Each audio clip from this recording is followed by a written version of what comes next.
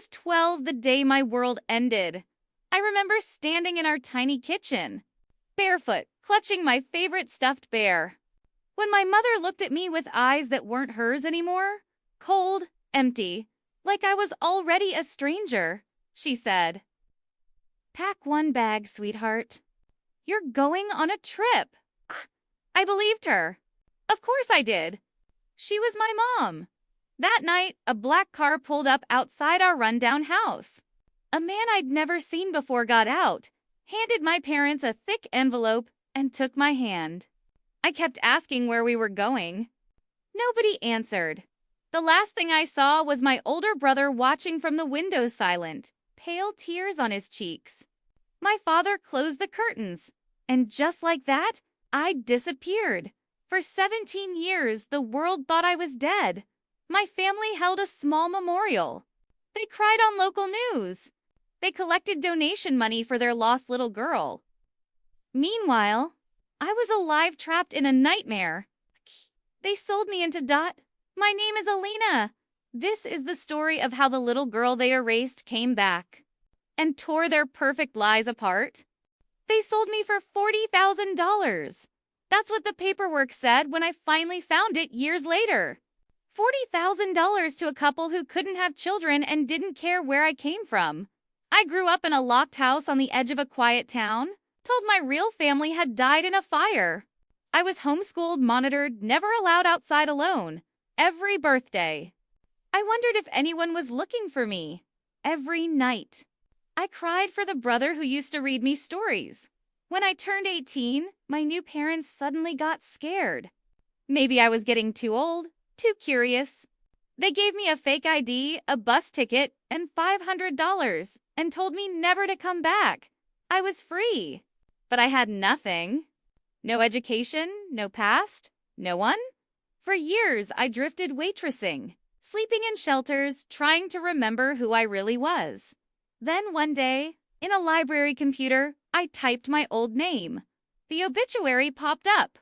Tragic house fire claims 12-year-old Alina Rose Carter. Blow it! Photos of my real family at the memorial. My mother in black, clutching my father. My brother now a grown man looking broken. They'd buried an empty coffin and they'd moved on. New house? New cars? Smiles in every photo. That's when the pain turned into something darker. Something sharp. I stopped crying. I started planning. I spent the next 6 years rebuilding myself. Night classes. Therapy. A real name again. I tracked down every document, every witness, every bank transfer. I learned my parents had gambling debts. They needed quick cash. I was the quickest. My own mother signed the papers with a steady hand. The rage kept me awake. But I promised myself I wouldn't just scream. I would make them feel what? I felt the terror of being erased. The loneliness of knowing the grave they put me in while I was still breathing. Last month, on the 17th anniversary of the day they sold me, I came home. I stood outside the beautiful house they bought with blood money.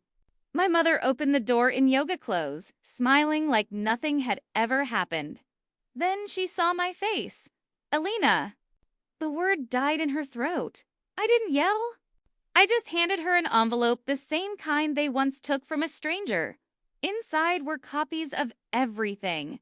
The sale contract, the forged death certificate, the bank records, the witness statements from neighbors who remembered the night I vanished, and a USB drive. That night, while they slept, I uploaded every document, every photo, every tear-stained diary page I'd written in captivity. I posted it all on a website titled "The Girl They Buried Alive" by her own family. By morning, it was everywhere. Local news. National news. Their phones wouldn't stop ringing. My brother called me, voice shaking, begging me to take it down. I said, "You watch them sell me?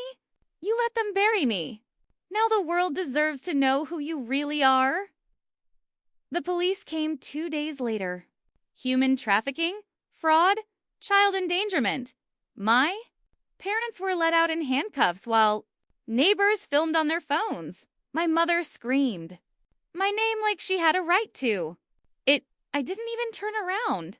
Now they sit in cells. Waiting for trial? The money is gone seized. The house is gone foreclosed. Their names are ruined forever. And me. I'm finally free. I bought a tiny apartment with the reward money from the trafficking case. I enrolled in college. I sleep without nightmares for the first time in 17 years. Sometimes people ask if I forgive them. I don't, but I don't hate them anymore. Either hate would mean they still have power over me. The truth took that power away. The truth gave me my life back. So if you're watching this and someone has hurt you, betrayed you, tried to erase you, listen to me. You are not what they did to you. You are the fire that survives the ashes. Keep going. One day, you'll stand in the sunlight again, and they will finally see your shadow. My name is Alina. Rose Carter. I was sold. I was buried. And today, I am alive. Thank you for listening to my story. If it helped even one person feel less alone, then every lost year was worth it.